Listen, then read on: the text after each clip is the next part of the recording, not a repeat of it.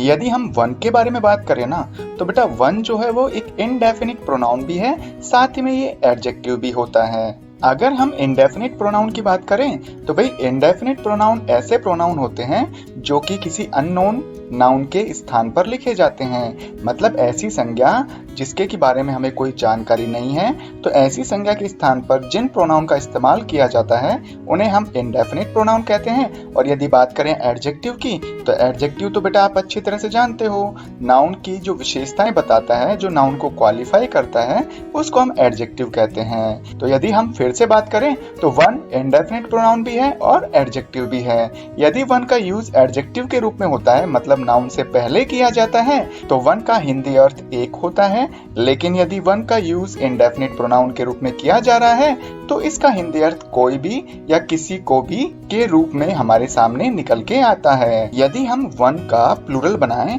तो वो होता है वंस, और वंस का मतलब होता है एक से अधिक संख्या।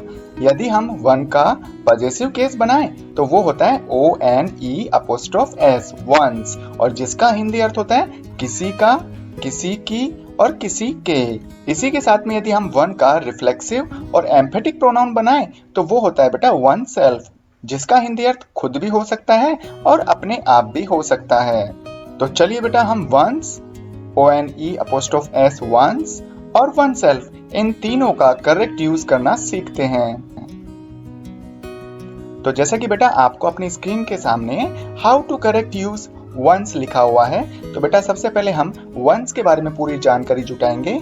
तो वंस को समझने के लिए मैंने आपके लिए दो रूल बनाए हैं, जिनमें फर्स्ट रूल है यदि आप वाक्य में किसी भी संज्ञा को दोबारा नहीं लिखना चाहते हैं और वो संज्ञा यदि सिंगुलर काउंटेबल नाउन हुई तो उसकी जगह पर हम वन का यूज करेंगे। लेकिन यदि वो संज्ञा बहुवचन है तो वहां पर बेटा हम उस संज्ञा के स्थान पर वंस का यूज करते हैं। जैसे हम एग्जाम्पल के थ्रू इसको समझना चाहें तो यहाँ पे लिखा हुआ है this is a new mobile, यह एक नया मोबाइल है, बट लेकिन that is an old one, लेकिन वो पुराना मोबाइल है। तो मैं चाहता तो यहाँ पे वन की जगह पे मोबाइल का इस्तेमाल कर सकता था, लेकिन मैं इस मोबाइल मतलब इस संज्ञा को दोबारा नहीं लिखना चाहता, तो मैंने इसके स्थान पर वन का यूज कर लिया। यदि हम बात करें सेकंड एग्जाम्पल की, तो यहाँ पे लिखा हुआ है दीज आर माई पेन्स, ये मेरे पेन हैं, बट लेकिन दीज आर न्यू वंस, लेकिन ये वाली जो पेन है वो नए हैं। तो यहाँ पर बेटा देखिए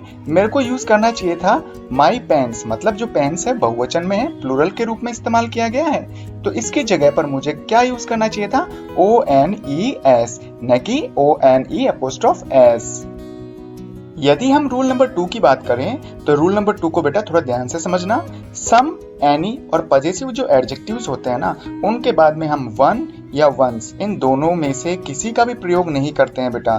तो सबसे पहले आप ये ध्यान से सुनिएगा कि पजेसिव एडजेक्टिव्स क्या होते हैं। तो जैसे मैं कहूँ आई का पजेसिव एडजेक्टिव क्या होगा, माई, वी का और, यू का योर, ही का हिज, और इसी तरह से शी का हर और इट का इट्स, इसी तरह से बेटा दे का देयर।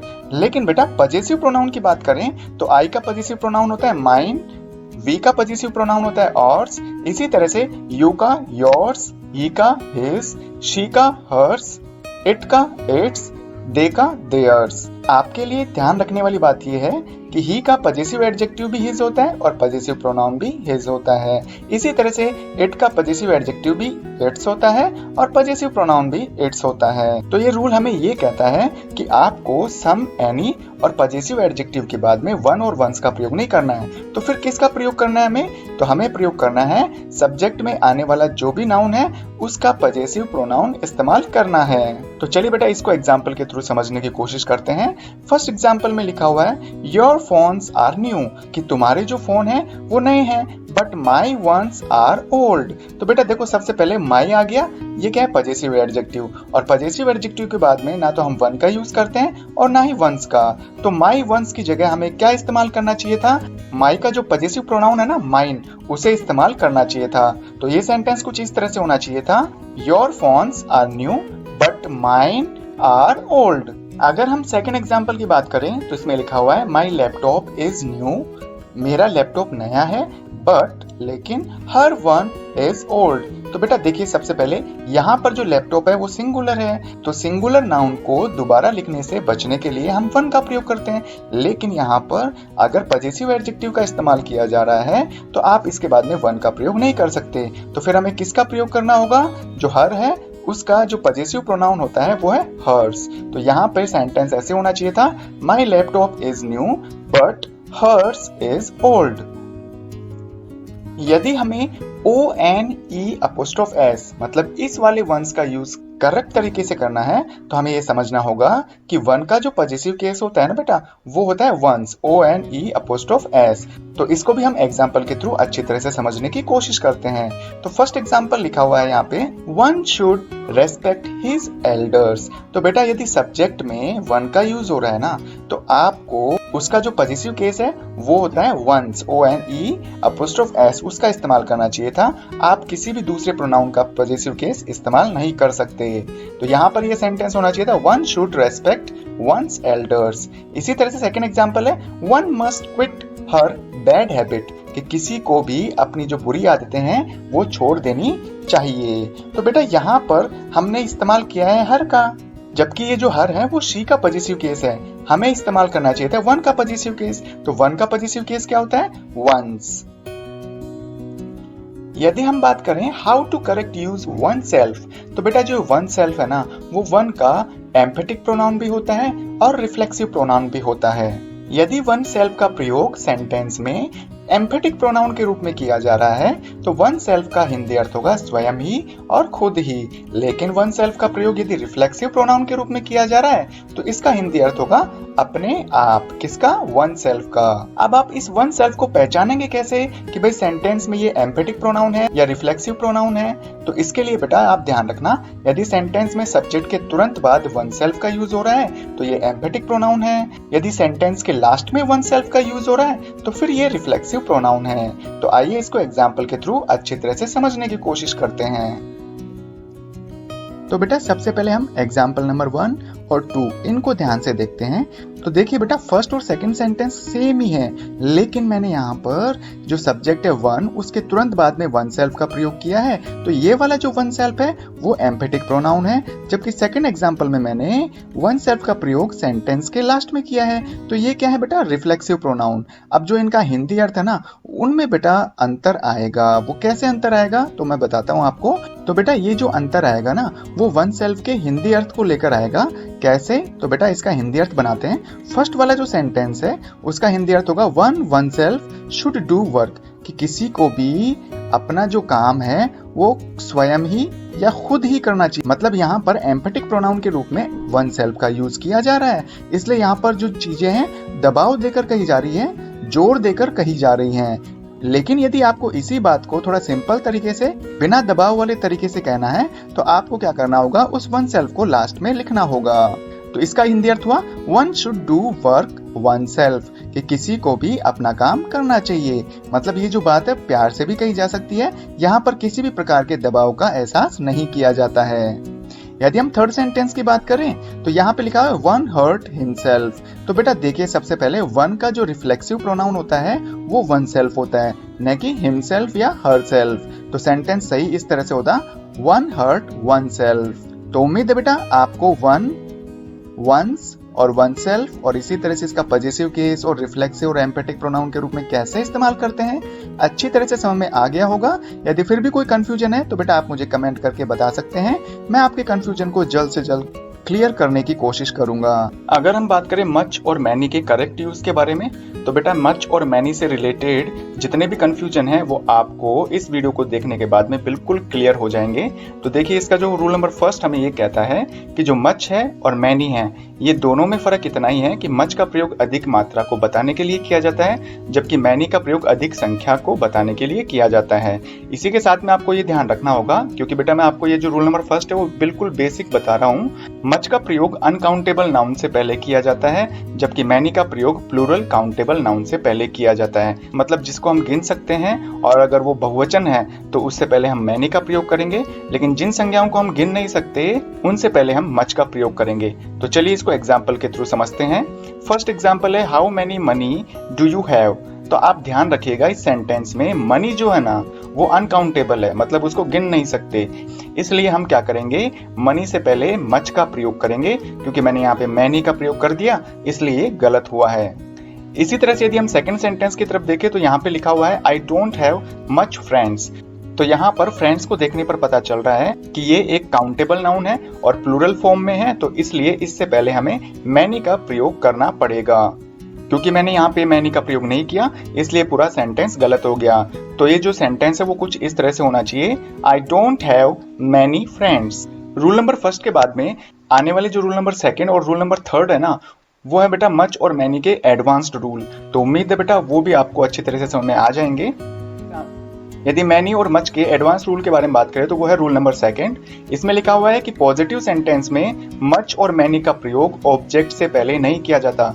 और हाँ बेटा, ये हम बहुत सारी गलती कर बैठते हैं कि बेटा जो सेंटेंस में सब्जेक्ट होता है ना, वहां पर तो आप मैनी और मच का प्रयोग ऐसे के ऐसे कर सकते हो, लेकिन सेंटेंस के ऑब्जेक्ट से पहले यदि आपको मैनी और मच का प्रयोग करना है तो बेटा आपको बिल्कुल भी वहां पर मैनी और मच का प्रयोग नहीं करना है। तो फिर किसका प्रयोग करें? तो यहाँ पर लिखा हुआ है मैनी के स्थान पर आप a large number of, large numbers of, a lot of, lots of, a great number of, great numbers of, a great many of और a good many of में से किसी भी एक का प्रयोग कर सकते हैं। यदि हम बात करें मच के स्थान पर किसका प्रयोग करें तो उसकी जगह बेटा आप a great deal of, a good deal of, a lot of, plenty of, a large quantity of में से किसी एक का प्रयोग कर सकते हैं।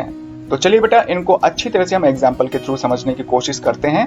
तो फर्स्ट एग्जाम्पल है she met with many friends. तो बेटा देखिए यहाँ पर जो फ्रेंड्स है ना वो सेंटेंस का ऑब्जेक्ट है और ऑब्जेक्ट से पहले आप मच या मैनी का प्रयोग ज्यों का त्यों नहीं कर सकते। तो यहाँ पर मैनी फ्रेंड्स का प्रयोग कर दिया है इसलिए ये सेंटेंस गलत हो गया। तो आप मैनी की जगह अ लार्ज नंबर ऑफ का प्रयोग कर सकते हैं। और आप चाहें तो बेटा आपके दाईं तरफ जो स्क्रीन के दाईं तरफ है यहाँ पर बहुत सारे शब्द लिख रखे हैं, इनमें से किसी भी शब्द का प्रयोग आप मैनी के स्थान पर कर सकते हो। तो मैं चाहूं तो यहाँ पर she met with a large number of friends लिख सकता हूँ, या फिर मैं चाहूं तो यहाँ पर she met with large numbers of a lot of friends, किसी का भी यूज कर सकता हूं। अगर हम बात करें सेकंड सेंटेंस की तो यहाँ लिखा हुआ है he has much water in his glass. तो बेटा देखिए यहाँ पे जो वाटर है ये सेंटेंस का ऑब्जेक्ट है और इस ऑब्जेक्ट से पहले आप मच का प्रयोग नहीं कर सकते हैं। तो फिर आपको किसका प्रयोग करना होगा? मैंने आपको यहाँ पे बताया था कि आप मच के स्थान पर इनमें से किसी भी एक शब्द को चुन लो और उसका प्रयोग आप आसानी से ऑब्जेक्ट से पहले कर सकते हो। तो मैंने यहाँ पर अ लॉट ऑफ का प्रयोग किया है। तो सेंटेंस कुछ इस तरह से बनेगा he has a lot of water in his glass। आप ये भी कह सकते हो he has plenty of water in his glass। Third sentence की बात करें तो यहाँ पे लिखा हुआ है many men were eating food on the roof। तो बेटा यहाँ पे ध्यान रखना MEN लिखा हुआ है और इसका प्रोनाउंसिएशन होगा मीन न कि मैन। तो देखो यहाँ पर जो मीन है वो सेंटेंस का क्या है? सब्जेक्ट है। तो सब्जेक्ट से पहले आप मैनी का प्रयोग कर सकते हो। फोर्थ सेंटेंस की बात करें तो यहाँ पे लिखा हुआ है a great number of animal were grazing in the field। तो देखो यहाँ पर जो है ना एक ग्रेट नंबर ऑफ का प्रयोग कर सकते हो। मैंने यहाँ पर बात की है केवल और केवल ऑब्जेक्ट के बारे में कि भाई आप जो है ऑब्जेक्ट से पहले मैनी और मच का प्रयोग ज्यों का त्यों नहीं कर सकते हो, लेकिन सब्जेक्ट के रूप में आप मैनी का प्रयोग कर सकते हो, मच का प्रयोग भी कर सकते हो और इन सभी का भी प्रयोग कर सकते हो। तो यहाँ पर गलती मैंने सिर्फ इतनी की है कि एक ग्रेट नंबर ऑफ जो कि किसके स्थान पर आना चाहिए था? मैनी के स्थान पर। और आपको पता है कि मैनी के बाद में आने वाले जो नाउन है वो हमेशा क्या होता है? प्लूरल फॉर्म में होता है। इसलिए केवल यहाँ पर एनिमल लिखने की वजह से ये पूरा सेंटेंस गलत हो गया। तो सेंटेंस कुछ इस तरह से होगा a great number of animals were grazing in the field. Rule number third में आकर बेटा आपको थोड़ा सा रिलैक्सेशन मिल सकता है। पॉजिटिव सेंटेंस में मच और मैनी का प्रयोग ऑब्जेक्ट से पहले कर सकते हैं, क्योंकि मैंने रूल नंबर सेकंड में आपको बताया था कि भाई आप जो है पॉजिटिव सेंटेंस में ऑब्जेक्ट से पहले मच और मैनी का प्रयोग नहीं कर सकते। लेकिन आपके लिए यहाँ पर थोड़ी सी सुविधा है और सुविधा ये है कि यदि ऑब्जेक्ट से पहले आपको इफ, वेदर, टू, सो और एज ये वर्ड दिख जाएं तो बेटा आप आसानी से ऑब्जेक्ट से पहले मैनी या मच में से किसी एक का प्रयोग कर सकते हैं। जैसे एग्जाम्पल के रूप में यहाँ पे देखें, फर्स्ट एग्जाम्पल है I don't believe whether you have many toys, कि भाई मुझे विश्वास नहीं है कि तुम्हारे पास में बहुत सारे खिलौने हैं। तो देखो यहाँ पर टॉयज क्या है?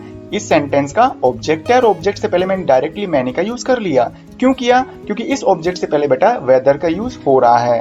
अगर हम बात करें सेकंड सेंटेंस की तो सेकंड सेंटेंस में लिखा हुआ है you have taken too many sugar. तो बेटा यहाँ पर देखो आप अच्छी तरह से, शुगर क्या है, अनकाउंटेबल है, और अनकाउंटेबल नाउन से पहले हम मैनी का प्रयोग नहीं करते हैं, तो फिर किसका प्रयोग करते हैं, मच का प्रयोग करते हैं। तो सेंटेंस कुछ इस तरह से होगा, you have taken too much sugar.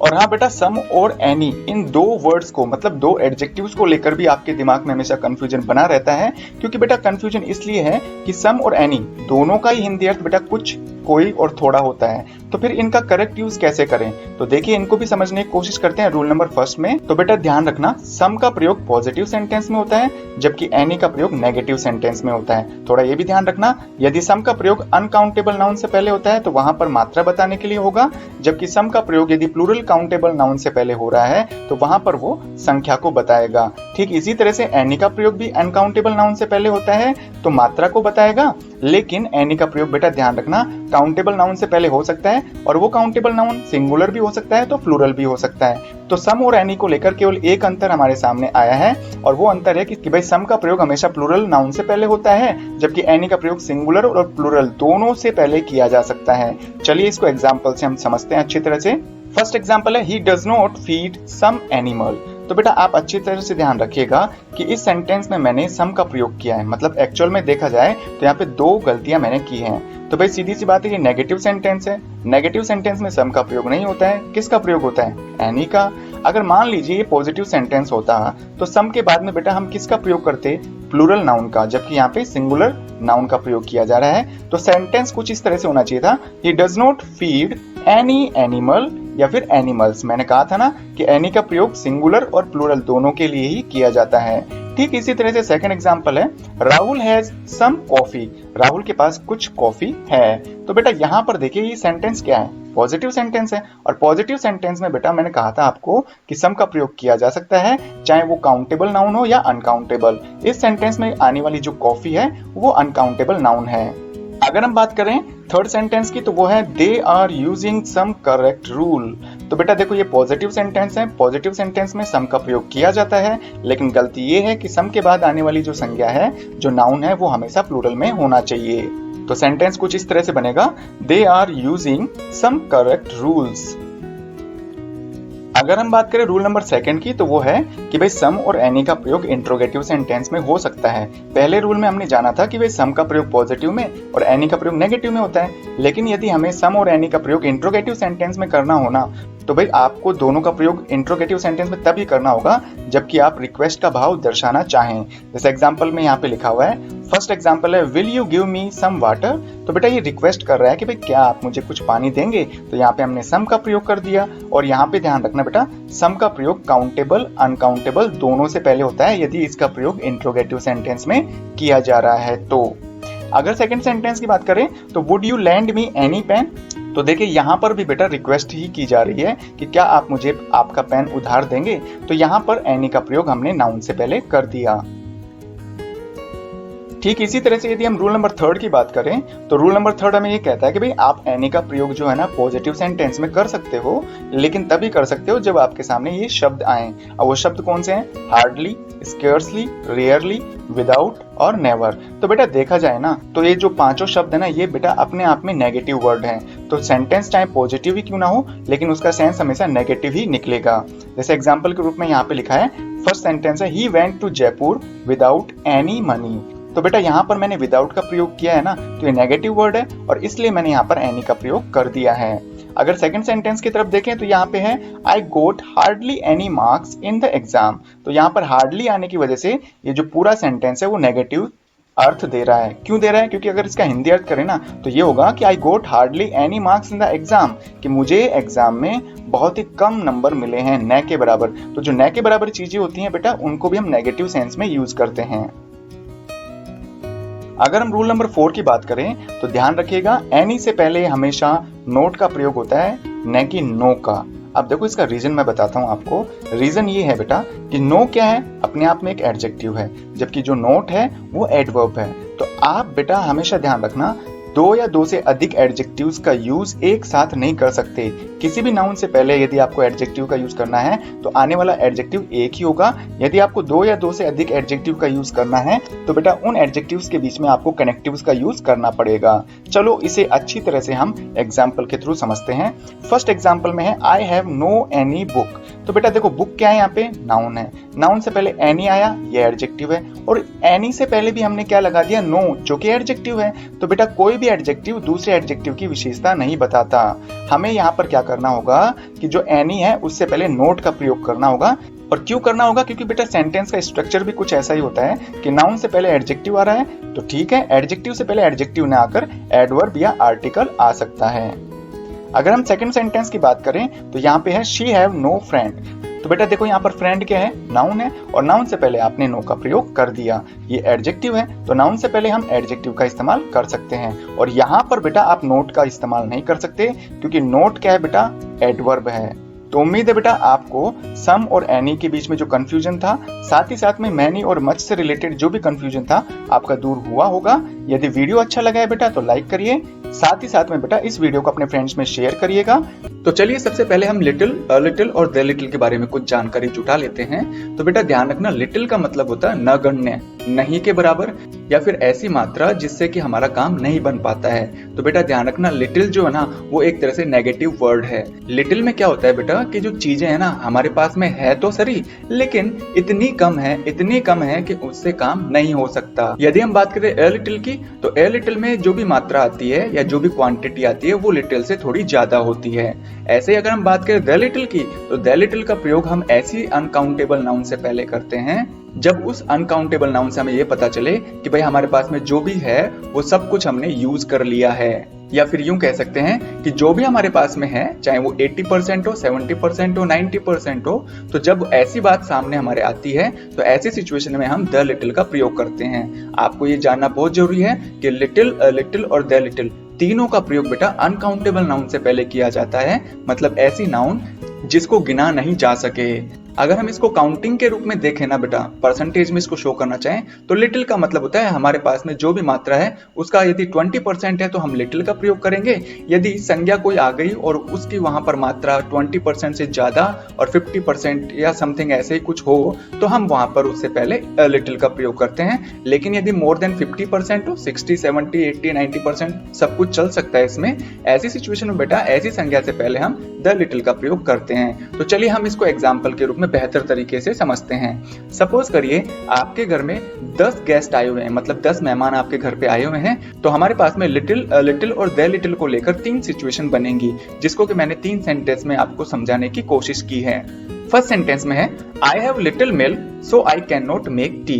तो भाई देखो हमारे घर पर 10 मेहमान आए हुए हैं, लेकिन हमारे पास में दूध कितना है, न के बराबर। ध्यान रखना बेटा, दूध तो है लेकिन वो न के बराबर है, मतलब उससे कोई चाय नहीं बन सकती, 1 कप चाय भी नहीं बन सकती। तो ऐसी सिचुएशन में हम क्या कहेंगे, I can not make tea, मतलब हमारे पास में दूध तो है लेकिन इतना कम दूध है, न के बराबर दूध है कि हम 1 कप भी चाय नहीं बना सकते, मतलब एक भी गेस्ट को हम चाय बनाकर नहीं दे सकते। यदि सेकंड एग्जांपल की बात करें तो इसमें लिखा हुआ है कि I have a little milk but I can make only 3 cups of T. तो यहाँ पर कहने का मतलब था कि मेहमान तो 10 हैं, लेकिन 10 में से 3 या 2 मेहमान के लिए भी यदि हम चाय बना पाते हैं तो ऐसी सिचुएशन में हम मिल्क से पहले अ लिटिल का प्रयोग करेंगे। अब क्यों करेंगे, क्योंकि बेटा यहाँ पर आने वाले मेहमान थे 10 और उनके लिए केवल 3 कप चाय बनी है, मतलब 3 मेहमान ही सेटिस्फाई हो पाएंगे या 3 मेहमान को ही हम चाय पिला पाएंगे। तो ये जो 3 मेहमान है या 3 जो कप हैं वो बहुत ही कम मात्रा है, लेकिन इतनी कम मात्रा नहीं है कि भाई वो न के बराबर ही हो। ठीक इसी तरह से यदि हम थर्ड सेंटेंस की बात करें तो यहाँ पे लिखा हुआ है I have the little milk so I can make tea for all the guest. तो बेटा जितने भी मेहमान आए थे ना, 10 जो मेहमान थे, उन सब के लिए यदि आप चाय बना सकते हैं तो दूध की वह मात्रा जिसके के लिए सारे मेहमानों को चाय बनाकर दी जा सकती है, तो इस सिचुएशन में हम मिल्क से पहले द लिटिल का प्रयोग करेंगे। तो कहने का मतलब ये है बेटा कि लिटिल का प्रयोग हम जब करते हैं जब संज्ञा न के बराबर हो, ए लिटिल का प्रयोग तब करते हैं जब हमारे पास में क्वांटिटी इतनी है कि उससे काम चल जाए। इसी के साथ में द लिटिल का प्रयोग तब किया जाता है जब हम उस मात्रा से सबको सेटिस्फाई कर पाएं। ठीक इसी तरह से यदि हम फ्यू और द फ्यू के प्रयोग के बारे में देखें तो बेटा फ्यू और द फ्यू के प्रयोग भी लिटिल, अ लिटिल और द लिटिल की तरह ही होता है। बस फर्क इतना है कि भाई जो फ्यू और द फ्यू है वो ऐसी संज्ञाओं से पहले आते हैं जिनको कि हम गिन सकते हैं, और वो जो संज्ञाएं हैं बेटा हमेशा प्लूरल फॉर्म में होगी, ये भी आपको ध्यान रखना है। यदि हम फ्यू और द फ्यू का प्रयोग एग्जाम्पल के थ्रू समझना चाहें तो उसमें फर्स्ट एग्जाम्पल है there are only 2 students in the class, कि भाई क्लास में कितने स्टूडेंट हैं, 2 ही स्टूडेंट हैं। और मैं यहाँ पर स्टूडेंट्स की बात कर रहा हूँ, 10 स्टूडेंट आते थे नॉर्मली, लेकिन आज क्या है 2 स्टूडेंट हैं। इसका मतलब कितने स्टूडेंट आज प्रेजेंट हैं, फ्यू आएगा, अ फ्यू आएगा या द फ्यू आएगा। तो बेटा यहाँ पर जो 2 है वो एक ऐसी संख्या है नाउन की जिससे कि हमें काम नहीं चल पाता है। हो सकता है कि उस दिन उस स्कूल में पढ़ाई नहीं हो, टीचर ये सोचे कि भाई 2 स्टूडेंट आए हैं 10 में से, तो क्या पढ़ाना है। तो ऐसी सिचुएशन में बेटा यहाँ पे स्टूडेंट्स की संख्या बहुत कम है, न के बराबर है, उनको पढ़ाया नहीं जा सकता है। तो ऐसी सिचुएशन में हमने फ्यू का प्रयोग कर दिया है। यदि सेकंड एग्जांपल की बात करें तो यहाँ पे देयर आर 4 स्टूडेंट्स। ध्यान से देखना इस सेंटेंस को बेटा कि यहाँ पर स्टूडेंट कितने, 4। तो इसका मतलब है कितने स्टूडेंट एब्सेंट हैं। तो बेटा एब्सेंट होने वाले स्टूडेंट्स की जो संख्या है ना वो तो 6 है। तो जो 6 है वो क्या है, एक तरह से 50% से ज्यादा ही है ना। तो इसका मतलब ये हुआ कि 60% जो स्टूडेंट हैं वो आज एब्सेंट हैं। तो इसलिए जो संख्या है वो 50% से ज्यादा है, इसलिए यहाँ पर हमने किसका प्रयोग किया, द फ्यू का। और स्टूडेंट्स की ये संख्या कुछ इस तरह से है कि यहाँ पर टीचर अगर क्लास में आएगा भी तो वो उन स्टूडेंट्स को जरूर पढ़ाएगा। अगर हम बात करें थर्ड पॉइंट की तो यहाँ पे देयर आर 4 स्टूडेंट्स। यहाँ पे भी सेंटेंस में बेटा ये 4 स्टूडेंट्स लिखा हुआ है। So a few students are present today. तो बेटा इसका मतलब है कितने स्टूडेंट आज प्रेजेंट है। तो संख्या देखने पर पता चल रहा है कि 4 स्टूडेंट आज प्रेजेंट है, और 4 का मतलब क्या है, 10 में से 4 मतलब 40% के समथिंग। तो फिर हम यहाँ पर किसका प्रयोग करेंगे, अ फ्यू का, और हमने वही प्रयोग किया है। लेकिन इस सेंटेंस में गलती है, जैसे कि मैंने आपको पहले बताया था कि फ्यू और द फ्यू का प्रयोग हमेशा बहुवचन संज्ञा से पहले होता है। मैंने यहाँ पर अ फ्यू स्टूडेंट लिखा है, होना क्या चाहिए था, अ फ्यू स्टूडेंट्स। तो चलिए बेटा few, a few, the few, इसी के साथ में लिटिल, अ लिटिल और द लिटिल, इन 6 के 6 जो एडजेक्टिव्स है ना, इनको और बेहतर तरीके से समझने के लिए हम थोड़े और एग्जांपल सॉल्व कर लेते हैं, ताकि आपकी जो प्रैक्टिस है इन वर्ड्स को लेकर अच्छी हो जाए। जैसे कि आपको अपनी स्क्रीन पर दिख रहा है, यहाँ पे मैंने 5 सेंटेंस लिए हैं, और इन 5 सेंटेंस में बेटा आपको आवश्यकता अनुसार लिटिल, अ लिटिल, फ्यू और अ फ्यू, इन चारों में से किसी एक को लिखना है। तो चलिए देखते हैं। फर्स्ट सेंटेंस है आई हैव वाटर लेफ्ट, कि मेरे पास में इतना पानी बचा है। अब कितना पानी बचा है वो आगे पढ़ने पर पता चलेगा।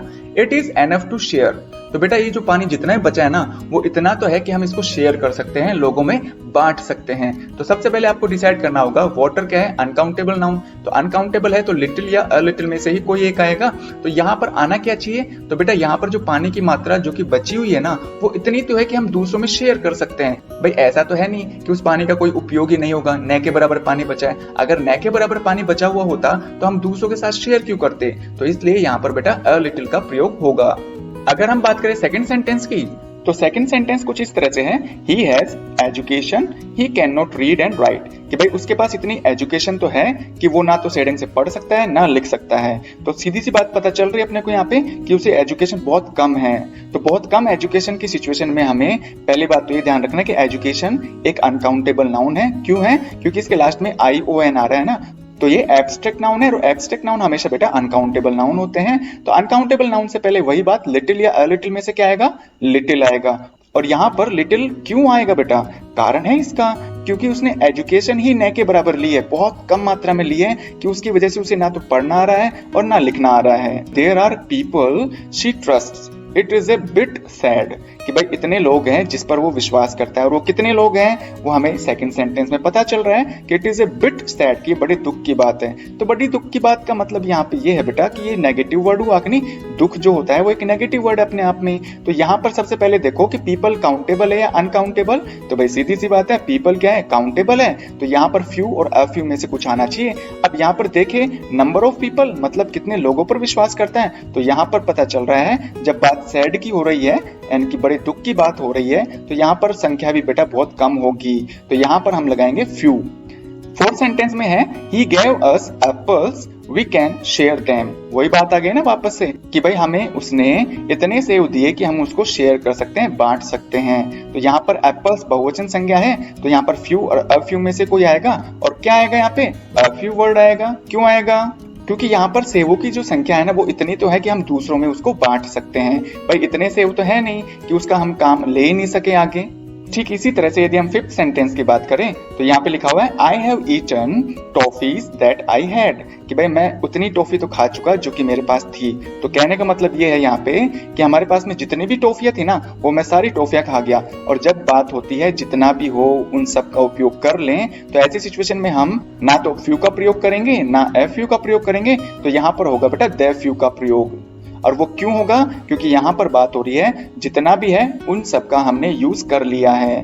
तो ये ध्यान रखिएगा बेटा। लिखा तो मैंने यहाँ पर लिटिल लिटिल फ्यू और अ फ्यू लिखा है, लेकिन थोड़ा सा मैंने कहा आपका टेस्ट भी कर लिया जाए, इसलिए मैंने यहाँ पर द फ्यू का एग्जाम्पल भी लिख दिया है। तो उम्मीद है बेटा आपको ये वीडियो अच्छी तरह समझ में आया होगा। यदि आपके पास में अभी भी few, a few, the few, little, a little और द लिटिल से संबंधित कोई भी समस्या आपके सामने आती है तो बेटा आप मुझे कमेंट करिएगा। मैं आपको कमेंट के थ्रू आपकी जो प्रॉब्लम है उसको सॉल्व करने की पूरी कोशिश करूंगा। हम बात करते हैं एल्डर और ओल्डर के यूज के बारे में। तो हम एल्डर और ओल्डर का करेक्ट यूज जाने इससे पहले हमें इनकी डिग्री के बारे में देखना होगा। तो बेटा ध्यान रखना, जो एल्डर और ओल्डर है ना वो ओल्ड के ही कंपेरेटिव डिग्री हैं। तो ओल्ड का जो कंपेरेटिव डिग्री है वो ओल्डर और एल्डर। इसी तरह से सुपरलेटिव डिग्री है ओल्डेस्ट एंड एल्डेस्ट। तो मैंने यहाँ पर जो ओल्ड का कंपैरेटिव डिग्री है ना इन दो वर्ड को उठाया है, ओल्डर और एल्डर। इनके प्रयोग में हम ज्यादातर बहुत गलतियां करते हैं। तो सबसे पहले देख लेते हैं कि इनका प्रयोग कहाँ होता है। एल्डर और एल्डेस्ट जो कि ओल्ड की कंपैरेटिव और सुपरलेटिव डिग्री हैं, तो इनका प्रयोग एक ही परिवार के उम्र में जो बड़े लोग हैं उनके लिए किया जाता है। जबकि ओल्ड और ओल्डेस्ट जो कि ओल्ड के ही बेटा कंपैरेटिव और सुपरलेटिव डिग्री हैं, इनका प्रयोग हम अन्य व्यक्ति जो कि हमसे उम्र में बड़े हैं उनके लिए किया जाता है। तो चलिए इनको बेहतर तरीके से एग्जाम्पल के थ्रू हम समझने की कोशिश करते हैं। तो यहाँ पर मैंने आपके लिए 5 एग्जाम्पल को सेट किया है। उम्मीद करता हूँ इन 5 एग्जाम्पल को सॉल्व करने के बाद में, इनको पढ़ने के बाद में, अच्छी तरह से समझने के बाद में आपको भविष्य में कभी भी एल्डर और ओल्डर के यूज में कोई भी गलती नहीं होगी। तो देखिए जैसे फर्स्ट सेंटेंस यहाँ पे है my older brother got 100% marks in maths. तो जैसा कि सेंटेंस में लिखा हुआ है ओल्डर ब्रदर, तो देखो ब्रदर को पढ़ने के बाद में पता चल रहा है कि ये जो भाई है ना वो हमारा सगा भाई है, फैमिली में ही है, हमसे बड़ा है। तो ऐसी सिचुएशन में एक ही परिवार के जो उम्र में बड़े लोग होते हैं उनको डिनोट करने के लिए, उनको शो करने के लिए या उनके बारे में बताने के लिए हम ओल्डर का प्रयोग नहीं करते हैं। किसका प्रयोग करते हैं? एल्डर का प्रयोग करते हैं। इसी तरह से यदि हम सेकंड एग्जांपल की तरफ देखें तो यहाँ पे लिखा हुआ है Rahul is Ashoks older cousin. तो बेटा जब कजन की बात भी होती है ना तो ये भी हमारे फैमिली ब्लड से ही संबंधित होता है, ये भी हमारे फैमिली रिलेटिव्स ही होते हैं। तो जो कजिन है वो हमारे परिवार के बड़े लोग होंगे और इसके लिए मैंने बेटा यहाँ पे ओल्डर का प्रयोग कर दिया, इसलिए ये सेंटेंस गलत हुआ। और सेंटेंस कुछ इस तरह से होना चाहिए था Rahul is Ashoks Elder cousin. अगर हम बात करें थर्ड एग्जाम्पल की तो इसमें लिखा हुआ है this is the eldest school in the village. तो बेटा यह जो स्कूल है वो गांव में सबसे पुरानी स्कूल है। तो देखो सीधी सी बात है, जो निर्जीव चीजें होती हैं उनमें काहे का फैमिली रिलेशन ढूंढना अपने को। तो यहाँ पर एल्डेस्ट की जगह किसका प्रयोग होगा? ओल्डेस्ट का। इसी तरह से हम बात करें फोर्थ सेंटेंस की तो यहाँ पे लिखा हुआ है He is elder than Rakesh. तो बेटा इसमें एक गलती है जो यहाँ पे मैंने समझा रखा है कि ओल्डर जो कि कंपैरेटिव डिग्री है, और आपको पता है कंपैरेटिव डिग्री में ज्यादातर हम कंपैरेटिव डिग्री के बाद में देन का प्रयोग करते हैं। लेकिन बेटा ध्यान रखना एल्डर यदि शब्द आ जाए ना तो उसके बाद में देन की जगह टू का प्रयोग होता है। तो यही कुछ गलती इस फोर्थ सेंटेंस में मैंने की है। तो यहाँ पर है बेटा he is elder to Rakesh. अगर ऐसा सेंटेंस है तब तो ये बिल्कुल सही है। अगर हम फिफ्थ एग्जाम्पल की बात करें तो इसमें लिखा हुआ है वी शुड रेस्पेक्ट और एल्डर्स। तो बेटा एल्डर्स यहाँ पे शब्द का प्रयोग हुआ है ना, तो यहाँ पे मैंने बाएं तरफ लिखा हुआ है कि एल्डर्स शब्द का प्रयोग हम सभी बड़े लोगों के लिए किया करते हैं, चाहे से वो परिवार के सदस्य हो या फिर परिवार के सदस्य न हो। तो ये जो सेंटेंस है वो बिल्कुल सही है। ठीक इसी तरह से यदि हम लेटर और लेटर, ये जो दोनों वर्ड है ना, इसमें ध्यान रखना बेटा ऊपर वाले में तो एक ही टी आ रहा है जबकि नीचे वाले वर्ड में डबल टी आ रहे हैं। तो इनमें फर्क क्या है? तो देखो लेटर जो है वो बाद में के अर्थ में प्रयोग होता है और कब, जब हम टाइमिंग की बात करें तो। ठीक इसी तरह से लेटर जो इसमें डबल टी आते हैं ना तो उसका हिंदी अर्थ है बेटा बाद वाला, और इसका प्रयोग कब करते हैं? जब हम क्रम सीरीज की बात करें या पोजीशन की बात करें। तो चलिए इसको भी एग्जाम्पल के थ्रू समझ लेते हैं। जैसे फर्स्ट एग्जाम्पल यहाँ पे है she arrived here later than him. तो यहाँ पर हिंदी अर्थ करें तो ये होगा कि भाई वह यहाँ पर उसके बाद में पहुंचा। तो बेटा देखो बाद में के अर्थ के लिए हम किसका प्रयोग करते हैं? LATER का, न कि LATTER का। और इसी के साथ में मैंने इस सेंटेंस में दूसरी गलती और की है। बेटा वो गलती इस तरह से है कि जब भी हम कंपैरेटिव डिग्री का इस्तेमाल करें तो कंपैरेटिव डिग्री के बाद में आने वाला जो प्रोनाउन होगा वो हमेशा सब्जेक्टिव केस में होगा। और मैंने यहाँ पर हिम का प्रयोग कर दिया जो कि ऑब्जेक्टिव केस वाला है, इसलिए बेटा ये सेंटेंस दो गलतियों की वजह से गलत हुआ है। तो ये सेंटेंस कुछ इस तरह से होना चाहिए था, she arrived here later LATER than he. इसी तरह से यदि हम सेकंड एग्जांपल की बात करें तो यहाँ पे लिखा हुआ है Praveen and Kamal are good teachers, कि प्रवीण और जो कमल हैं वो अच्छे टीचर हैं, but I prefer the former to the latter. तो यहाँ पर बात कर रहा है वो चुनने की कि भाई वो किसको ज्यादा महत्व देता है, तो वो ज्यादा महत्व देता है फॉर्मर यानी पहले वाले को। तो पहला कौन है यहाँ पे प्रवीण, और लेटर यानी बाद वाला, तो बाद वाला कौन है कमल। तो यहाँ पर ये सेंटेंस है केवल मैंने इसलिए लिखा था कि आपको लेटर LATTER का प्रयोग सही ढंग से समझ में आ जाए। तो उम्मीद है बेटा आपको एल्डर और ओल्डर तथा साथ में लेटर के जो दो वर्ड हैं उनका प्रयोग सही ढंग से करना आ गया होगा। और अब आपको भविष्य में कभी भी इन शब्दों का प्रयोग करते समय कोई भी कंफ्यूजन आपके दिमाग में क्रिएट नहीं होगा।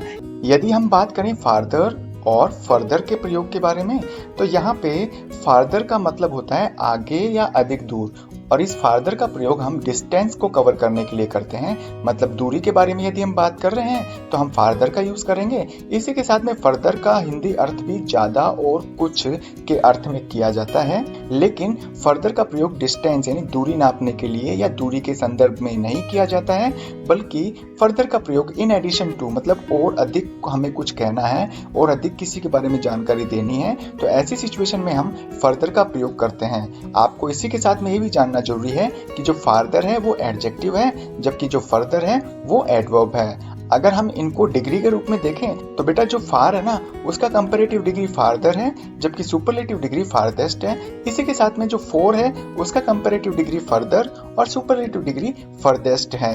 फार्दर और फर्दर के प्रयोग को अच्छी तरह से समझने के लिए हम इनके एग्जाम्पल्स को भी देखेंगे। तो चलिए बेटा हम एग्जाम्पल की तरफ चलते हैं। तो जैसा कि आपको अपनी स्क्रीन के सामने फर्स्ट एग्जांपल दिख रहा है और यहाँ पे है the blue car is farther than the red car. तो बेटा यहाँ पर देखिए जो ब्लू कार है ना वो रेड कार से ज्यादा दूरी पर है। तो ज्यादा दूरी के लिए या दूरी को नापने के लिए हम फार्दर का प्रयोग करते हैं। इसी तरह से सेकंड एग्जांपल में है I don't want anything further. तो देखो यहाँ पे ये कह रहा है कि मुझे और कुछ ज्यादा नहीं चाहिए।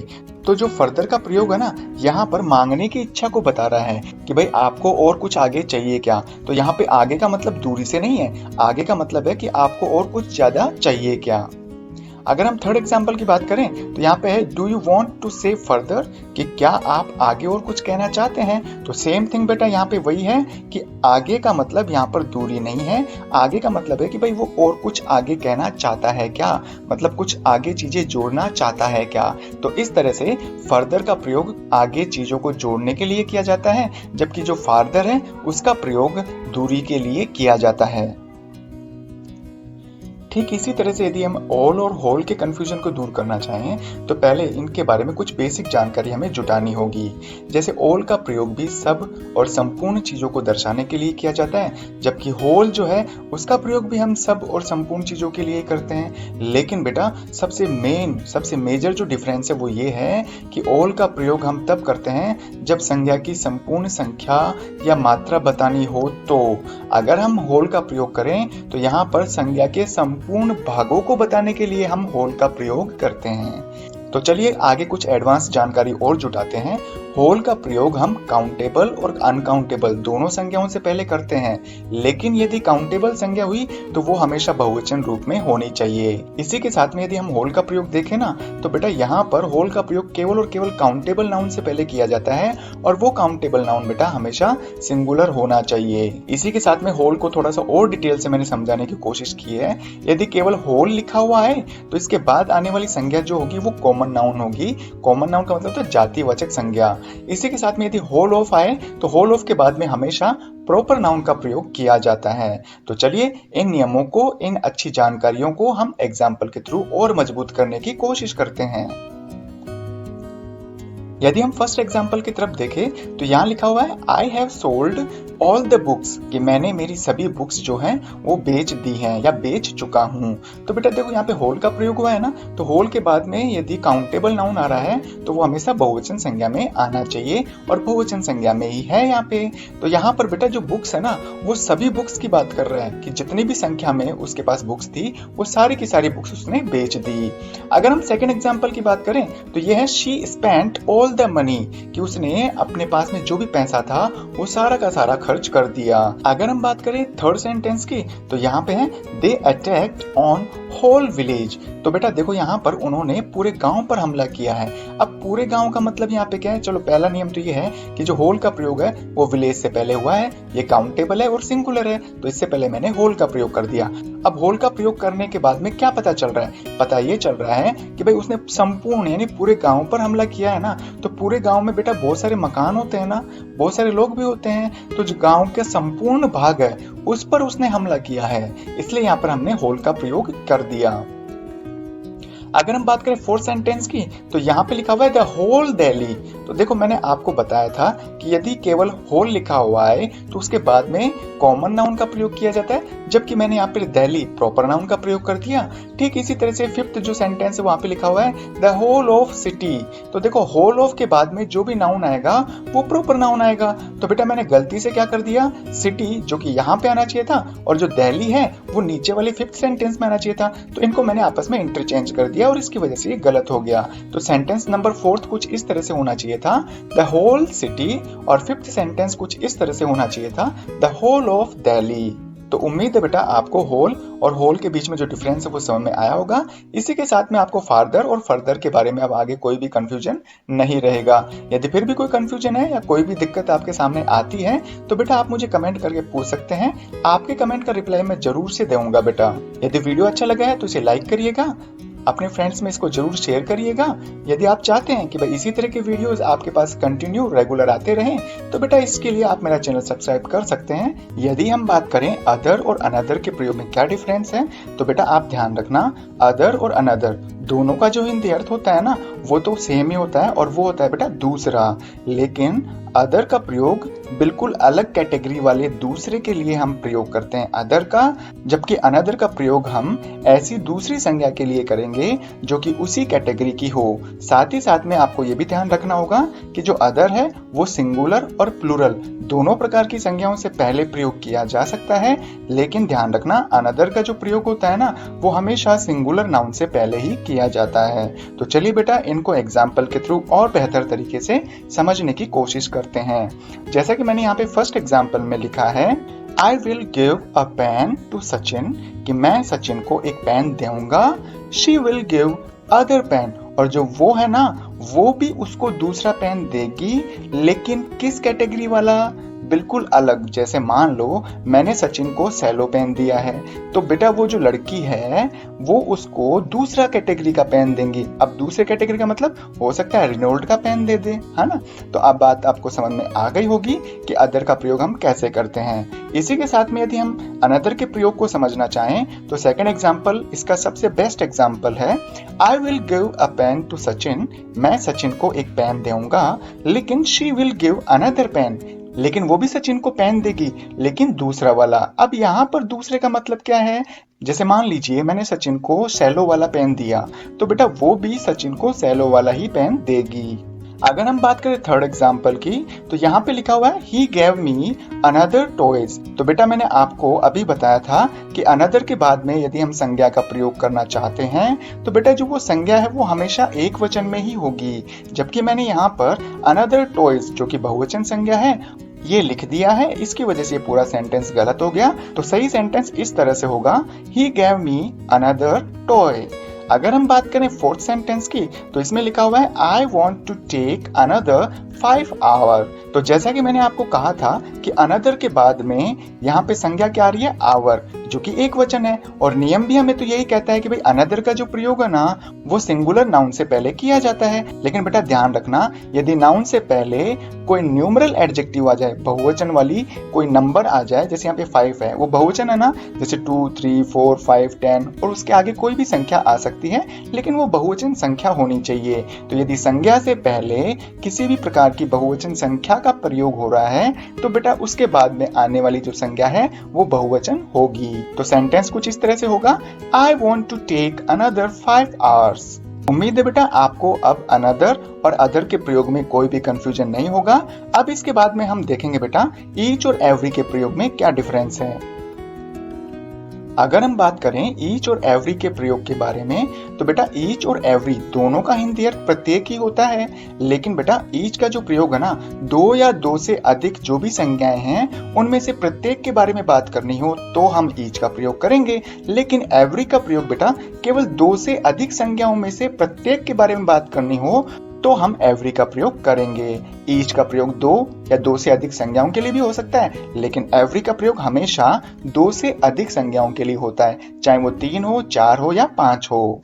इसी के साथ में आपको ये भी ध्यान रखना होगा कि ईच और एवरी दोनों के बाद में बेटा सिंगुलर काउंटेबल नाउन का प्रयोग होता है, अनकाउंटेबल नाउन का प्रयोग कभी नहीं होता और ना ही प्लूरल नाउन का प्रयोग होता है। चलो इसको एग्जाम्पल के थ्रू समझने की कोशिश करते हैं। तो फर्स्ट एग्जाम्पल है बेटा यहाँ पे, आई टीच 7 boys, कि मैं 7 लड़कों को पढ़ाता हूँ। तो ईच और एवरी बॉय इज गुड। तो बेटा यहाँ पर देखिए आप, मैं कितने लड़कों को पढ़ाता हूँ? 7 लड़कों को। इसलिए बेटा ये क्या है? बहुवचन संज्ञा है और 2 से ज्यादा भी है। तो बेटा 2 से ज्यादा के लिए मैंने कहा था ना ईच का प्रयोग भी कर सकते हैं और एवरी का प्रयोग भी। देखो ईच के प्रयोग में भी लिखा हुआ है 2 से अधिक और एवरी के प्रयोग में भी लिखा हुआ है 2 से अधिक। तो मैं दोनों ही यानी कि ईच और एवरी का प्रयोग यहाँ पे कर सकता हूँ। अगर हम बात करें सेकंड एग्जाम्पल की तो यहाँ पे है आई टीच 2 boys, कि मैं 2 लड़कों को पढ़ाता हूँ।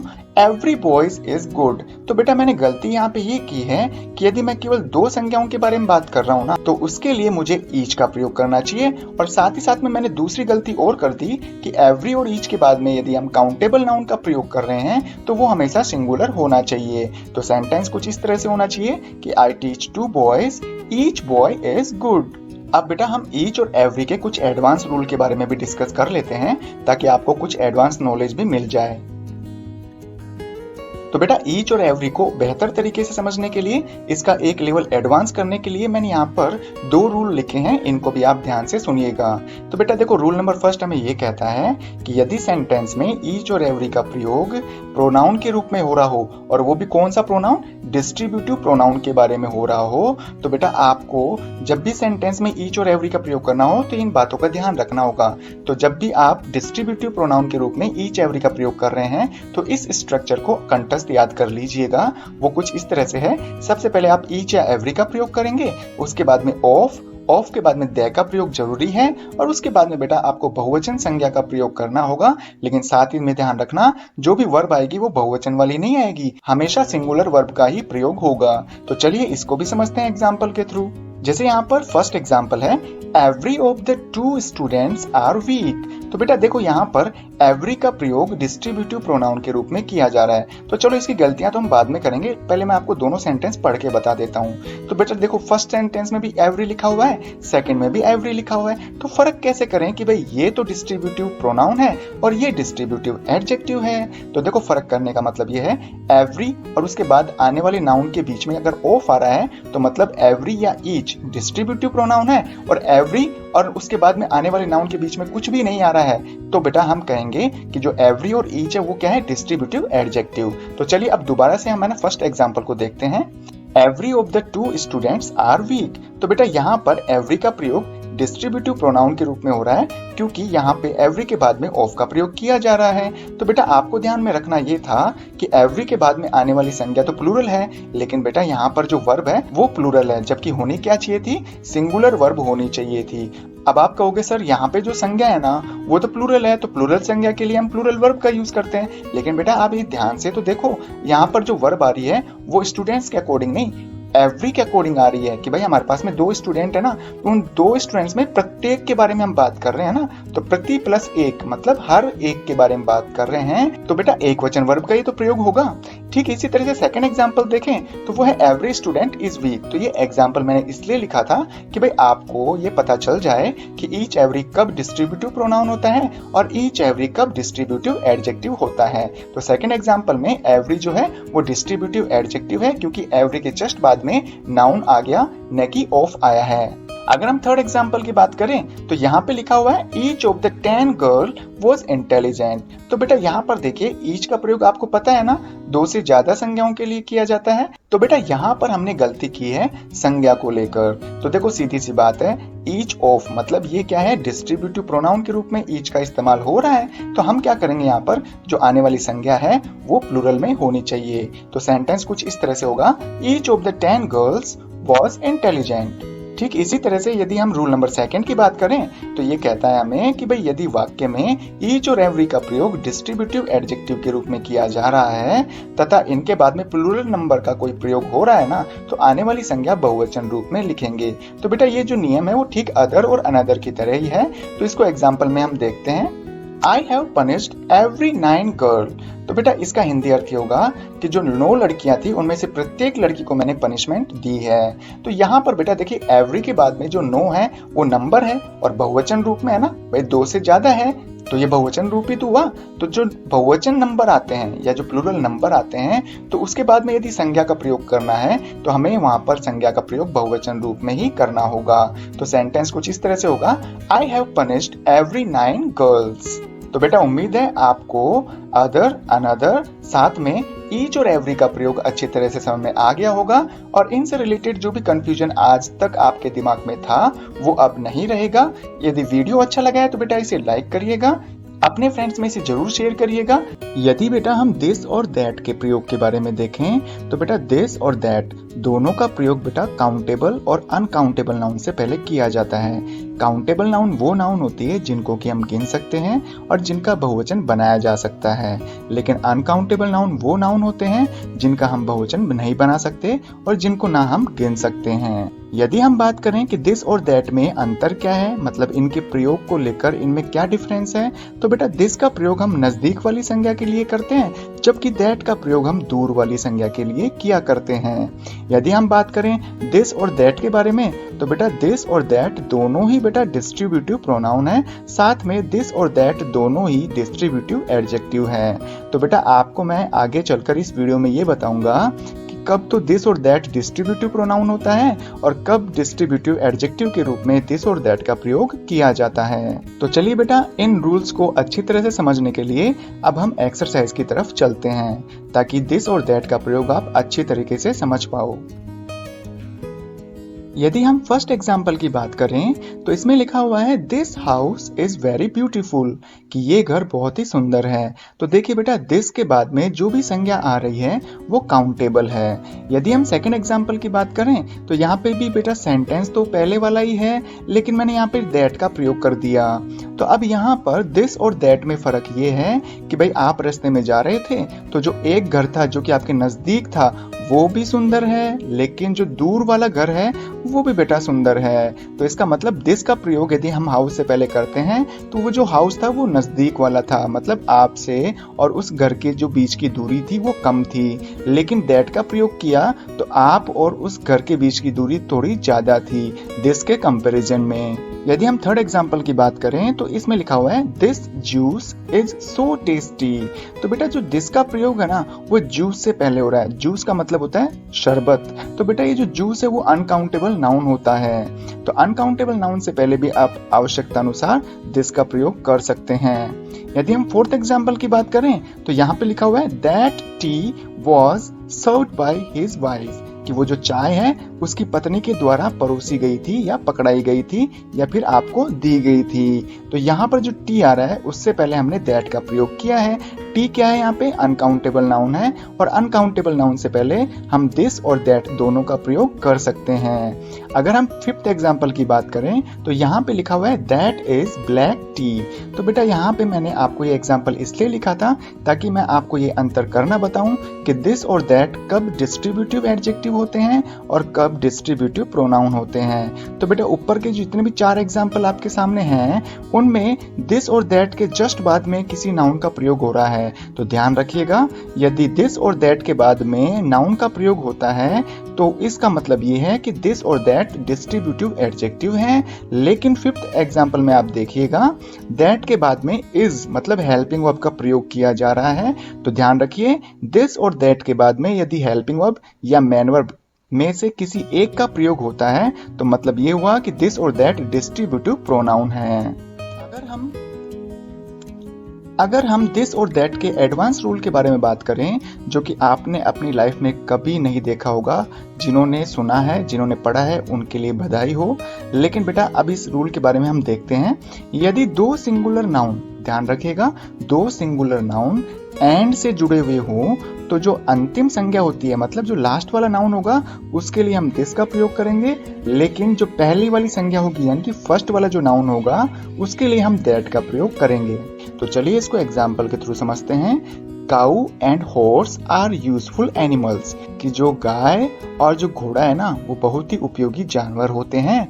दिस गिव्स अस मिल्क, यह हमें दूध देता है। तो बेटा मैंने यहाँ पर दिस का प्रयोग किया है और मैंने आपको बताया था कि दिस का प्रयोग हम लास्ट वाली संज्ञा के लिए करते हैं क्योंकि ये जो सेंटेंस है इस सेंटेंस में काऊ और हॉर्स दोनों क्या है, सिंगुलर नाउन है और ये एंड से जुड़े हुए हैं। तो पहली वाली संज्ञा काऊ है, दूसरी वाली संज्ञा हॉर्स है।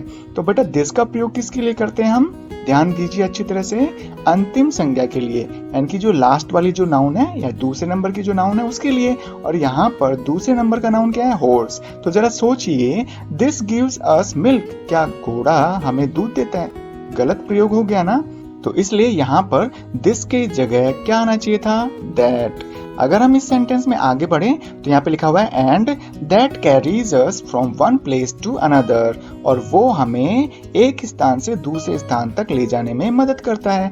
अब वो कौन मदद करता है, जरा सोचो, काऊ या हॉर्स? तो इसका सीधा सा आंसर है हॉर्स। और मैंने यहाँ पर बेटा दैट का प्रयोग कर लिया, तो दैट का प्रयोग तो यहाँ पर इस हिसाब से काऊ के लिए होना चाहिए जो कि बिल्कुल गलत है। तो यहाँ पे किसका प्रयोग होना चाहिए था, दिस का। और हाँ बेटा, इसी रूल से मैच करता हुआ एक और हम नियम देखेंगे जो कि दीज और दोज के नियम से संबंधित है। ठीक इसी तरह से यदि हम दीज और दोज का प्रयोग भी देखें तो बेटा दीज का मतलब होता है ये और दोज का हिंदी अर्थ क्या होता है, वो। और दीज और दोज दोनों का प्रयोग प्लूरल नाउन से पहले किया जाता है। इन दोनों में फर्क इतना ही है कि दीज का प्रयोग भी दिस की तरह नजदीक वाली संज्ञा के लिए किया जाता है, जबकि दोज का प्रयोग दैट की तरह दूर वाली संज्ञा से पहले किया जाता है। इसी तरह से दीज और जो दोज है ना वो दोनों बेटा डिस्ट्रीब्यूटिव प्रोनाउन भी हैं और डिस्ट्रीब्यूटिव एडजेक्टिव भी हैं। तो बेटा इन तीनों नियमों को या जो मैंने आपको अभी समझाया है इनको समझने के लिए सबसे बढ़िया तरीका है एग्जाम्पल्स। तो चलिए बेटा हम एग्जाम्पल्स की तरफ चलते हैं। यदि हम फर्स्ट एग्जाम्पल की तरफ देखें तो इसमें लिखा हुआ है these houses are very beautiful, और दूसरे एग्जाम्पल में भी यही लिखा हुआ है those houses are very beautiful. तो बेटा यहाँ पर जो हाउसेज हैं दोनों ही सेंटेंस में प्लूरल है, और ये प्लूरल क्यों है, क्योंकि इनसे पहले हमने किसका प्रयोग किया है, दीज और दोज का। अब दीज और दोज के प्रयोग में क्या फर्क है कि भाई ये वाला घर तो आपके पास होगा इसलिए आपने दीज का प्रयोग किया, और सेंटेंस नंबर 2 के जो घर थे ये जो घर है आपसे दूर है इसलिए इनके पहले आपने दोज का प्रयोग कर दिया। ठीक इसी तरह से यदि हम थर्ड और फोर्थ एग्जांपल की बात करें तो बेटा यहाँ पर देखिए दीज के बाद में एप्पल्स आ रहा है, नाउन आ रहा है डायरेक्टली, तो इसका मतलब दीज क्या है, डिस्ट्रीब्यूटिव एडजेक्टिव। लेकिन फोर्थ सेंटेंस में देखिएगा दीज के बाद में क्या आ रही है, हेल्पिंग वर्ब, इसलिए ये जो दीज है बेटा वो क्या है, डिस्ट्रीब्यूटिव प्रोनाउन। यदि हम दीज और दोज के एडवांस रूल के बारे में बात करें तो वो कुछ इस तरह से है। दीज और दोज का जो एडवांस्ड रूल है वो दिस और दैट की तरह ही है, लेकिन फर्क इतना ही है कि जो दोनों संज्ञाएं हैं ना वो प्लूरल होनी चाहिए और साथ में वो एंड से जुड़ी हुई होती हैं। तो ध्यान रखिएगा अंतिम संज्ञा के लिए हम दीज का प्रयोग करेंगे और जो पहली संज्ञा है उसके लिए हम दोज का प्रयोग करेंगे। और अब आपके लिए सहूलियत ये है कि यहाँ पर जो आने वाला ये वाक्य है या जो सेंटेंस है ना वो बिल्कुल सही है बेटा, आपको घबराने की जरूरत नहीं है। यदि आपने दिस और दैट के प्रयोग में ये वाला सेंटेंस अच्छी तरह से नहीं समझ में आया था तो अब आपको ये आसानी से आ जाएगा। Cows and horses are useful animals, कि भाई जो गाय और जो घोड़े हैं वो बहुत ही उपयोगी जानवर हैं।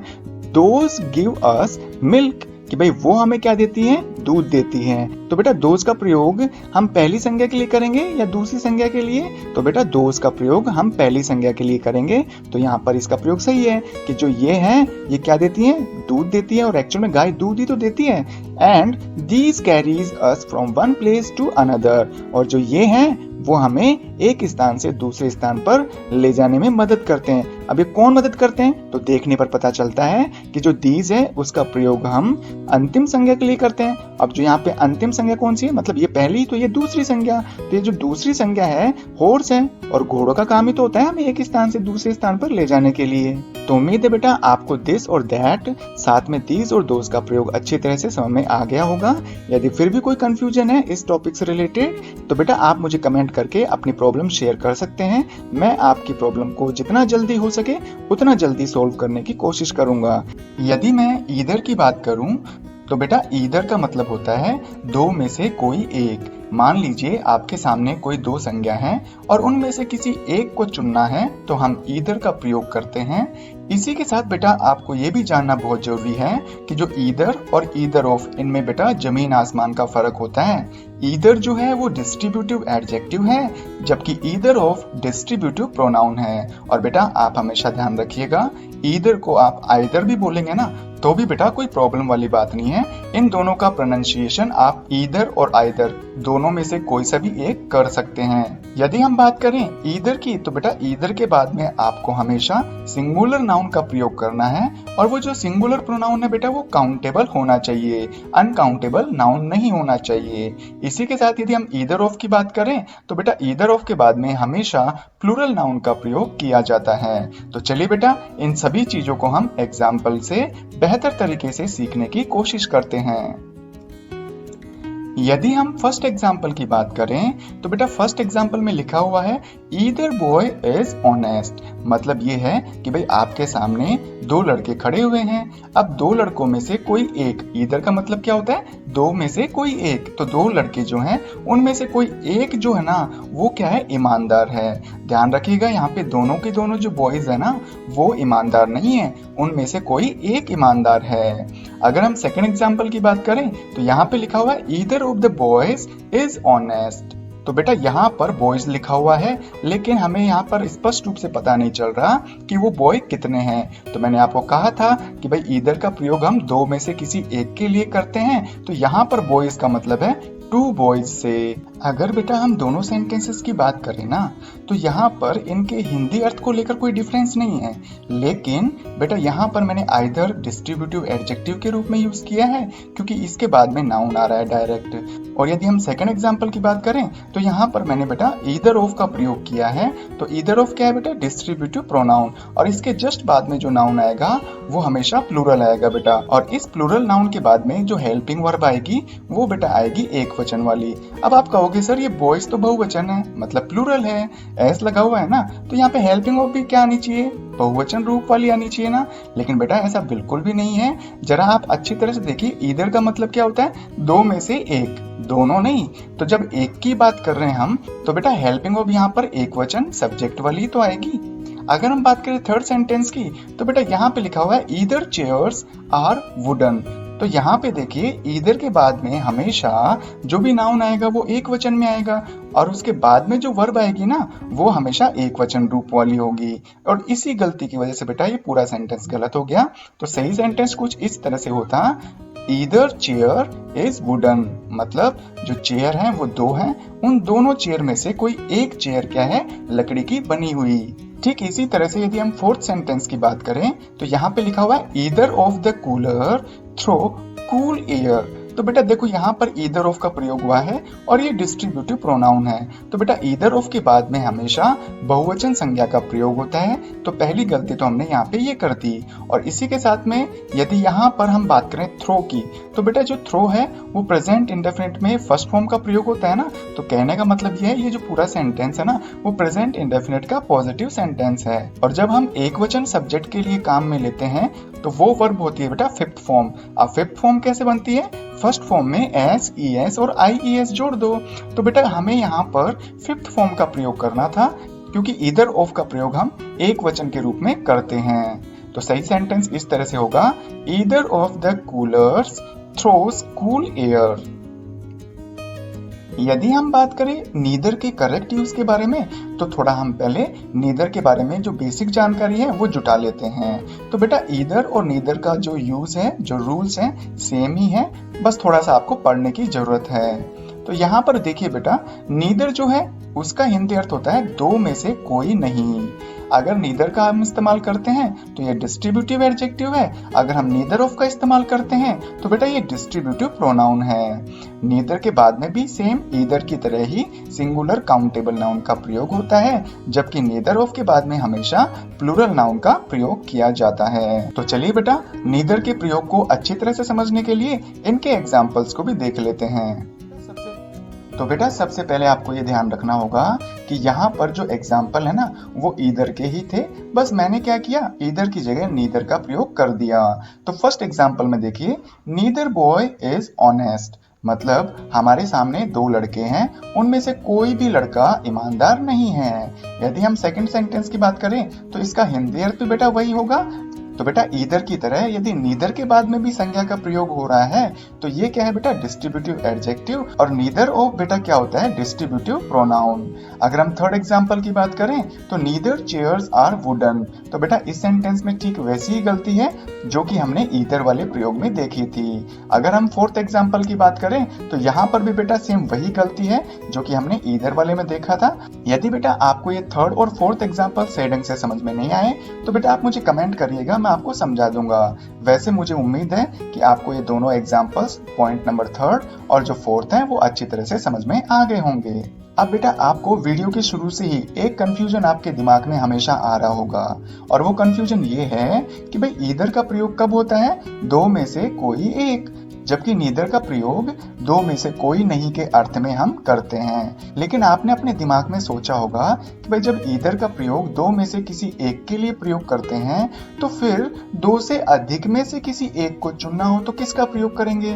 ठीक इसी तरह से नीदर का प्रयोग में क्या देखा था हमने, दो में से कोई नहीं। अगर मान लीजिए दो से ज्यादा हो संज्ञा और उनमें से हमको किसी को भी नहीं चुनना हो तो हम किसका प्रयोग करेंगे। तो बेटा इसी का उत्तर देने के लिए अब हम वीडियो के आगे बढ़ते हैं। तो बेटा इस तरह का जो कंफ्यूजन है वो यहाँ पर आकर समाप्त हो जाता है। आपके जो सभी कंफ्यूजन है यहाँ पर आकर क्लियर हो जाएंगे। तो बेटा देखो, ईदर का प्रयोग कब करते हैं, दो में से किसी एक को चुनना हो। इसी के साथ में एनी या एनी वन का आप प्रयोग कर सकते हैं यदि आपको दो से अधिक में से किसी एक को चुनना हो। तो अगर हम इसको एग्जाम्पल के थ्रू समझें तो यहाँ पे है, ही sold either of the 4 notebooks. तो बेटा देखो इस सेंटेंस में गलती क्या हुई, तो सबसे पहले बेटा इसका हिंदी बना लेते हैं। ही sold either of the 4 notebooks, मतलब उसने 4 नोटबुक में से किसी एक नोटबुक को बेच दिया। तो बेटा यहाँ पर नोटबुक की संख्या कितनी है, 4, और उनमें से किसी एक को चुनना है या किसी एक को तो बेचा है उसने। तो बेटा ऐसी सिचुएशन में हम ईदर की जगह एनी का प्रयोग करेंगे। तो सेंटेंस कुछ इस तरह से होना चाहिए, ही sold any of the 4 notebooks. अगर हम बात करें सेकेंड एग्जाम्पल की, तो ये जो सेकेंड एग्जाम्पल है इसमें लिखा हुआ है, any one of the 6 boys can do the work, मतलब इन 6 लड़कों में से कोई एक लड़का इस काम को कर सकता है। तो बेटा यहाँ पर मैंने सही प्रयोग किया है क्योंकि यहाँ पर नाउन की संख्या कितनी है, 6, जो कि क्या है, 2 से ज्यादा है, और 6 में से किसी एक को चुनना हो, मतलब 2 से ज्यादा में से किसी एक को चुनना हो तो हम एनी वन का प्रयोग कर सकते हैं। और यहाँ पर मैंने एनी वन का प्रयोग क्यों किया, क्योंकि बेटा यहाँ पर जो बॉयज है वो लिविंग थिंग है, लिविंग नाउन है, इसलिए मैंने यहाँ पर एनीवन का प्रयोग किया है। अगर यहाँ पर नॉन लिविंग होता तो उसके लिए बेटा आप एनीथिंग का प्रयोग कर सकते थे। ठीक इसी तरह से हम नीदर का प्रयोग देखें तो बेटा नीदर का प्रयोग दो में से किसी भी संज्ञा को नहीं चुनने के अर्थ में होता है। तो हम नन का प्रयोग कब करेंगे, यदि संज्ञा 2 से अधिक है और उनमें से हमें किसी को भी नहीं चुनना हो तो हम नन का प्रयोग करेंगे। तो नीदर का प्रयोग 2 में से किसी एक को भी नहीं चुने तब, और नन का प्रयोग 2 से अधिक में से किसी भी एक को न चुने तब किया जाता है। इसको एग्जाम्पल के थ्रू समझते हैं बेटा। फर्स्ट एग्जाम्पल है, ही sold neither of the 4 notebooks. तो इसका हिंदी अर्थ होगा, उसने 4 नोटबुक में से किसी भी नोटबुक को नहीं बेचा। तो बेटा यहाँ पर नोटबुक की संख्या कितनी है, 4, और उनमें से यदि हमने किसी को भी नहीं बेचा है तो ऐसी सिचुएशन में हम नीदर का प्रयोग न करके नन का प्रयोग करेंगे। अगर सेकेंड एग्जाम्पल की बात करें तो यहाँ पे लिखा हुआ है none of these 6 boys can do the work. तो मतलब इन 6 लड़कों में से कोई भी लड़का ये काम नहीं कर सकता। तो यहाँ पर नन का प्रयोग बिल्कुल सही किया है। तो बेटा उम्मीद है आपको ये वीडियो अच्छी तरह से समझ आया होगा और अब आपके सामने ईदर, नीदर, नन इन तीनों के प्रयोग में कोई भी कंफ्यूजन नहीं रहा होगा। यदि फिर भी कोई बेटा कंफ्यूजन है तो आप मुझे कमेंट करिएगा, मैं आपके कंफ्यूजन को जल्द से जल्द सॉल्व करने की कोशिश करूंगा। और आज के इस वीडियो में बेटा हम समवन और समबडी में क्या डिफरेंस है, इसी के साथ में everyone, everybody, no one, nobody, anyone और एनीबडी, इन चारों में क्या मेन डिफरेंस है। हाँ, इनका जो हिंदी अर्थ होगा ना वो तो सेम ही होगा, लेकिन हम इनका जो भी यूज करते हैं तो यूज से रिलेटेड कुछ ना कुछ गलतियां हम कर बैठते हैं। इसी के साथ में हमें ये भी पता नहीं रहता कि वास्तव में हमें समवन, समबडी और ये जो सभी मैंने यहाँ पे लिख रखे हैं ना, इनका यूज सिंगुलर सेंस में होता है या प्लूरल सेंस में होता है। तो चलिए बेटा इसी से रिलेटेड आज हम वीडियो शुरू करते हैं। यदि हम समवन, समबडी इन दोनों की मीनिंग को देखें हिंदी में तो इसका अर्थ होता है कोई या कोई ना कोई। अगर हम बात करें एवरीवन और एवरीबडी की तो इनका हिंदी अर्थ होता है प्रत्येक या फिर हर एक। इसी तरह से एनीवन और एनीबडी को भी देखने पर पता चलता है कि इनका हिंदी अर्थ होता है कोई या कोई ना कोई। ठीक इसी तरह से नो वन और नोबडी दोनों का हिंदी अर्थ होता है बेटा कोई नहीं। तो जैसा कि आपको पता चल चुका है कि यदि लास्ट में वन और बडी आए तो इनके हिंदी अर्थ को लेकर बेटा इनमें कोई भी डिफरेंस नजर नहीं आता। तो चलिए हम इसका एक रूल भी पढ़ लेते हैं और उस रूल के बाद में मैं आपको बताऊंगा कि कहाँ आपको समवन का प्रयोग करना है और कहाँ समबडी का। ठीक इसी तरह से कहाँ एवरीवन और everybody, anyone, anybody, no one और नोबडी का प्रयोग करना है। तो जैसा कि आपको आपकी स्क्रीन के सामने ये रूल दिख रहा है, तो ये रूल हमें ये कहता है कि सम, एवरी, एनी और नो इनसे बने हुए जितने भी शब्द बताए थे ना मैंने आपको, जैसे सम से क्या क्या बना हुआ है, समवन, समबडी, एवरी से क्या बना हुआ था, एवरीवन, एवरीबडी, एनी से क्या बना हुआ था, एनीवन, एनीबडी और ठीक इसी तरह से नो से बने हुए जो शब्द थे, नो वन और नोबडी। तो इनके बाद में आप हमेशा सिंगुलर वर्ब का प्रयोग करेंगे न कि प्लूरल वर्ब का। जैसे एग्जांपल में यहाँ पे है everyone have his on mistakes. तो बेटा यहाँ पर आप अच्छी तरह से देखिए, एवरीवन जो है ना वो सिंगुलर सब्जेक्ट माना जाता है और इसलिए बेटा यहाँ पर जो हैव का प्रयोग किया था वो बिल्कुल गलत था। तो सेंटेंस कुछ इस तरह से होना चाहिए था, everyone has his on mistakes. इसी तरह से यदि हम सेकंड एग्जांपल की बात करें तो यहाँ पे लिखा हुआ है एवरीबडी लाइक मनी। तो बेटा देखो सबसे पहले आपको ये पहचानना आना चाहिए कि ये जो सेंटेंस है वो किस टेंस का है। तो देखने पर पता चल रहा है यहाँ पे फर्स्ट फॉर्म का यूज हो रहा है, तो ये प्रेजेंट इंडेफिनिट का टेंस है। इसकी हिंदी बनाए तो ये होता है कि भाई हर कोई, प्रत्येक व्यक्ति पैसे को पसंद करता है, भाई पैसा उनको अच्छा लगता है। लेकिन बेटा एवरीबडी क्या है, सिंगुलर है और सिंगुलर के साथ में प्रेजेंट इंडेफिनिट टेंस में पॉजिटिव जो सेंटेंस होते हैं ना, अफर्मेटिव सेंटेंस होते हैं, उनमें फिफ्थ फॉर्म का प्रयोग होता है, जबकि मैंने यहाँ पर फर्स्ट फॉर्म का प्रयोग किया है। तो सेंटेंस कुछ इस तरह से होगा, एवरीबडी लाइक्स मनी। इस रूल को जानने के बाद में बेटा हम अब ये देखेंगे कि वास्तव में समवन और समबडी इन दोनों का यूज हम कहाँ करते हैं और इनसे रिलेटेड जितने भी शब्द मैंने बताए थे आपको शुरुआत में, उनका प्रयोग भी हम अच्छी तरह से समझने की कोशिश करेंगे। तो जैसा कि बेटा आपको अपनी स्क्रीन पर दिख रहा है, यहाँ पे मैंने समवन, एवरीवन, एनीवन और नो वन लिए हैं, मतलब जिनके बाद में वन का यूज हुआ है वो शब्द मैंने यहाँ पे लिखे हैं बाईं तरफ, और दाईं तरफ बेटा मैंने समबडी, एवरीबडी, एनीबडी और नोबडी का प्रयोग किया है, मतलब ऐसे शब्द जिनके बाद में बडी का यूज हो रहा है, तो मैंने वो आपकी स्क्रीन के दाईं तरफ लिखे हैं। अब इनके यूज को लेकर अगर हम डिफरेंस करना चाहें तो डिफरेंस कुछ इस तरह से करेंगे कि जितने भी ये जो सम वन, एवरीवन, एनीवन और नो वन है, इनका यूज ज्यादातर फॉर्मल वे में किया जाता है, जबकि बडी से रिलेटेड, मतलब जिन शब्दों के बाद में बडी का यूज हो रहा है, तो इन शब्दों को हम इनफॉर्मल तरीके से यूज करते हैं। अगर हम बात करें फॉर्मल वे क्या होता है, तो भाई इन शब्दों का प्रयोग हम ज्यादातर ऑफिस में, स्कूल में या लीगल डॉक्यूमेंट को लिखते समय करते हैं। साथ ही में समवन, एवरीवन, एनीवन और नो वन का प्रयोग हम रिटन कम्युनिकेशन में ज्यादा करते हैं। मतलब जब भी हमें कोई लिखित में काम करना हो और जब हमें चीजें लिखकर समझानी है तो भाई उसके लिए हम समवन, एवरीवन और एनीवन साथ में नो वन का प्रयोग करते हैं। और ज्यादातर ये जो चारों शब्द है ना बेटा, वो अननोन पर्सन के लिए यूज में लिए जाते हैं। इसी के साथ में यदि हम समबडी, एवरीबडी, एनीबडी और नोबडी की बात करें तो इनका यूज इनफॉर्मल तरीके से किया जाता है। अब इनफॉर्मल का मतलब क्या होता है? जैसे हम इन शब्दों का इस्तेमाल ज्यादातर घर पे जब भी हम कोई पार्टी ऑर्गेनाइज कर रहे होते हैं या फंक्शन या रिलेटिव्स को अटेंड कर रहे होते हैं, तो जितने भी रिलेटिव्स आते हैं या जितने भी फ्रेंड्स आते हैं तो उनसे बातचीत करते समय हम ओरल कम्युनिकेशन मतलब मौखिक रूप से हम बोल के हम इन शब्दों का प्रयोग ज्यादा किया करते हैं। और इन शब्दों का इस्तेमाल हम ज्यादातर नॉन पर्सन के लिए किया करते हैं। तो चलिए बेटा, हम इनको थोड़ा एग्जाम्पल के थ्रू समझेंगे ना तो ये हमें अच्छी तरह से और बेहतर तरीके से समझ में आएंगे। तो बेटा सपोज करिए कि आपके सामने एक सिचुएशन आ गई और सिचुएशन कुछ इस तरह से है कि आपका जो पर्स है वो किसी ने चुरा लिया। अब मान लीजिए आपको ये बात अगर लेटर लिख के बतानी है, पुलिस स्टेशन में आप FIR लॉन्च करवा रहे हो, तो आप ऐसे लिखेंगे इसको, someone has stolen my purse। अब बेटा यहाँ पर मैंने someone का प्रयोग क्यों किया? तो पहली बात तो ये थी बेटा कि जब भी हम फॉर्मल या लीगल डॉक्यूमेंट में इन वर्ड्स का इस्तेमाल करते हैं तो somebody की जगह हम someone का प्रयोग किया करते हैं। और बेटा जिसने चोरी की है वो हमारे लिए अननोन पर्सन है, इसलिए अननोन पर्सन के लिए भी हम someone का प्रयोग करते हैं। अगर सिचुएशन नंबर 2 की बात करें तो भाई जो भी चोरी करने वाला था वो आपका ही फैमिली मेंबर था और आप उसके बारे में थोड़ा बहुत हल्के रूप में जानते हो, तो आप ये चीज लिखकर न बताकर और आप ये चाहते हैं कि फैमिली मेंबर्स को आप ओरल तरीके से बता रहे हैं, मतलब बोल के और उनको बता रहे हैं, तो फिर ऐसी सिचुएशन के लिए आप क्या यूज करेंगे? somebody has stolen my purse। तो अब बताओ बेटा मैंने यहाँ पर someone की जगह somebody का यूज क्यों किया?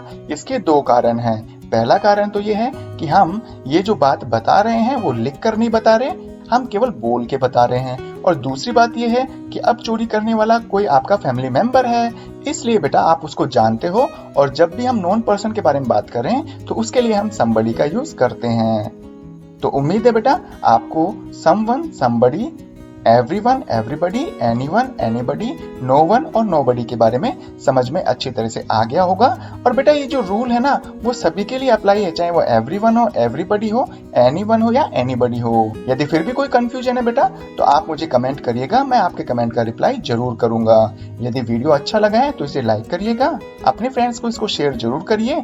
यदि आप चाहते हैं इसी तरह के इंग्लिश के जो वीडियोज हैं वो आपके मोबाइल पर सबसे पहले पहुंचे तो इसके लिए बेटा आप मेरा चैनल सब्सक्राइब कर सकते हैं। एंड थैंक यू बेटा for giving your precious time watching this video.